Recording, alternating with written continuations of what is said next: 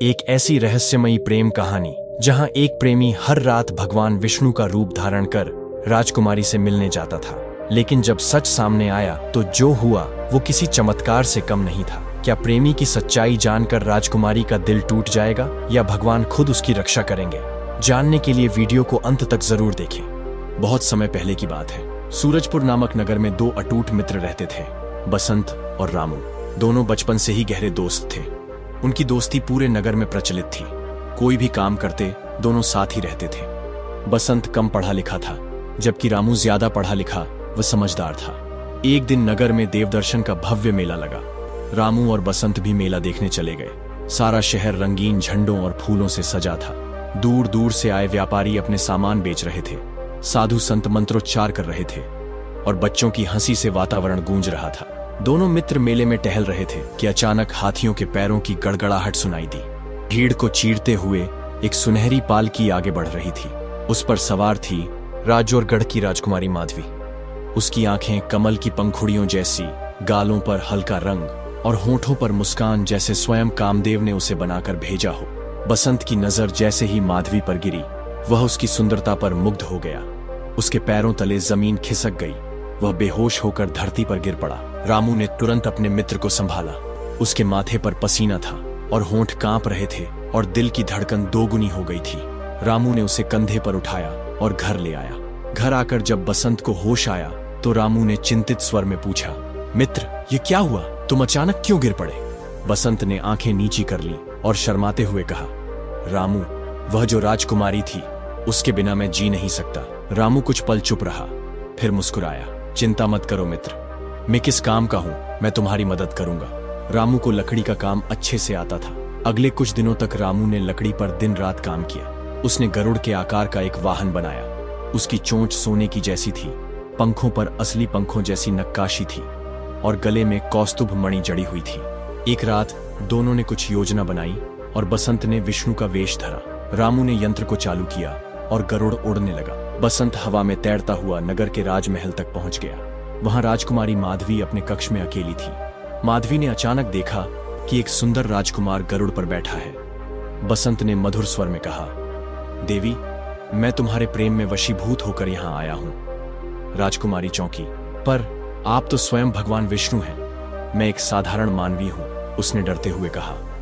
बसंत ने गंभीर होकर उत्तर दिया, तुम मेरी राधा हो, जो किसी समय गोकुल में जन्मी थी और इस जन्म में माधवी बनी हो। मैं तुम्हें ढूंढता हुआ यहाँ आया हूँ। राजकुमारी के हृदय में एक अजीब सी धड़कन हुई। क्या सच में वह किसी दिव्य प्रेम कथा का हिस्सा थी? उसकी आंखों में प्रश्न थे, पर होठों पर एक अद्भुत शांति। राजकुमारी माधवी विष्णु रूपी बसंत के सामने घुटनों के बल बैठ गई। उसकी आवाज कांप रही थी, भगवान, यदि यह सच है तो कृपया मेरे पिता से विवाह का प्रस्ताव रखें। वे निस्संदेह मुझे आपको समर्पित कर देंगे।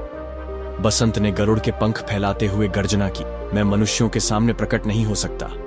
तुम्हें आज रात ही मेरे साथ गंधर्व विवाह करना होगा। यदि तुमने मना किया तो मैं तुम्हारे पिता को शाप देकर भस्म कर दूंगा। उस रात राजकुमारी ने विवश होकर आत्मसमर्पण कर दिया और बसंत ने चतुराई और धोखे से माधवी के साथ रात गुजारी। कई रातों तक बसंत इसी तरह विष्णु का रूप धरकर राजकुमारी से मिलने आता रहा। धीरे धीरे राजौरगढ़ के पहरेदारों को संदेह होने लगा।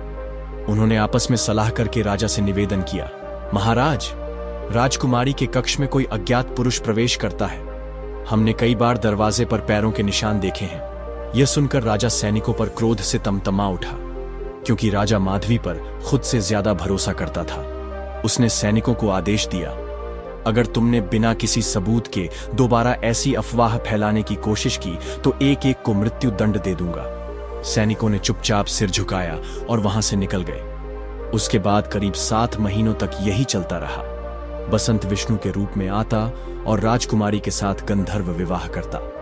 पर होनी को कौन टाल सकता था? 7 महीनों बाद माधवी गर्भवती हो गई। दासियों में भी इसकी कानाफूसी होने लगी। दासियों ने माधवी की मां को बताया कि रानी, यह क्या लीला है? राजकुमारी का कुछ ठीक नहीं लग रहा। बिना शादी ही गर्भवती हो गई। यह सुन रानी आश्चर्यचकित रह गई। रानी ने तुरंत माधवी के कक्ष में जाकर उससे सच्चाई जाननी चाहिए। अपमानिनी, तुम्हारी यह हिम्मत कैसे हुई? सच सच बताओ, वह कौन है जो तुमसे मिलने आता है?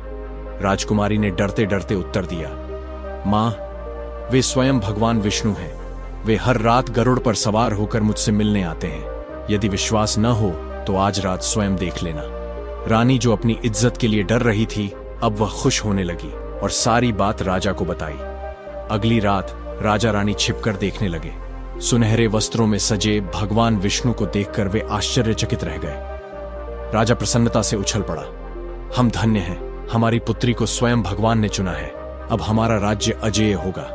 उसने कुछ ही दिनों बाद पड़ोसी राज्यों पर आक्रमण कर दिया।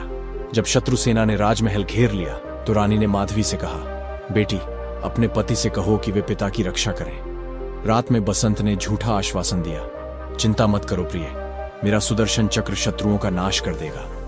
किंतु कुछ ही दिनों में शत्रु सेना ने पूरे राज्य पर कब्जा कर लिया। राजकुमारी की आंखों में निराशा थी जब उसने देखा कि उसके दिव्य पति ने कोई मदद नहीं की।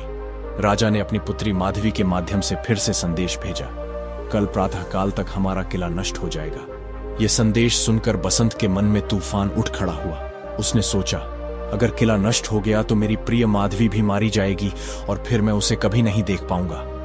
अगर मैं गरुड़ पर सवार होकर आकाश में प्रकट हो जाऊं तो शत्रु सेना मुझे विष्णु समझकर डर जाएगी और राजा की सेना प्रोत्साहित होकर शत्रुओं को हरा देगी। यह सोचकर उसने राजा की मदद करने का निश्चय किया। उसने राजकुमारी से कहा, प्रिय, अब मैं शत्रुओं को नष्ट किए बिना अन्न जल ग्रहण नहीं करूंगा। तुम जाकर अपने पिता से कह दो कि वे प्रातःकाल होते ही अपनी सेना के साथ शत्रुओं पर आक्रमण कर दें। मैं आकाश में रहकर शत्रुओं को निस्तेज कर दूंगा, जिससे तुम्हारे पिता उन्हें आसानी से पराजित कर सकेंगे।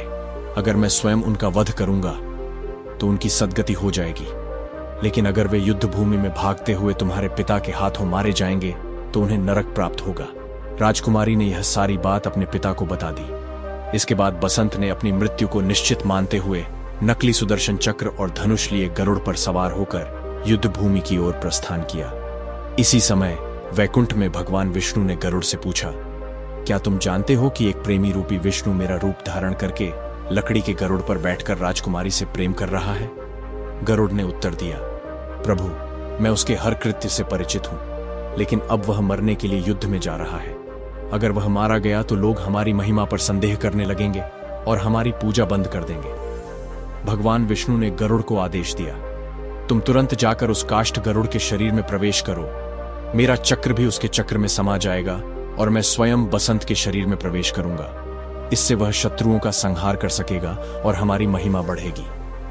भगवान विष्णु और गरुड़ की कृपा से बसंत युद्ध में विजयी हुआ। पूरे राज्य में यह खबर फैल गई कि राजा के विष्णु स्वरूप दामाद ने शत्रुओं का नाश कर दिया है। जब युद्ध समाप्त हो गया और बसंत नीचे उतरा तो वह सीधा राजा के पास गया और राजा के चरणों में पड़ गया। बसंत ने सारी घटना सच सच बता दी और माफी मांगने लगा। सच्चाई सुनकर माधवी को बहुत बुरा लगा और वह रोने लगी। बसंत ने माधवी से माफी मांगी और कहा, मैंने तुमसे कभी धोखा नहीं किया। मैंने तो तुमसे सच्चा प्रेम किया है और इसके लिए मैंने सिर्फ सच्चाई को छुपाया है। मैं मरते दम तक तुम्हारा साथ नहीं छोड़ूंगा।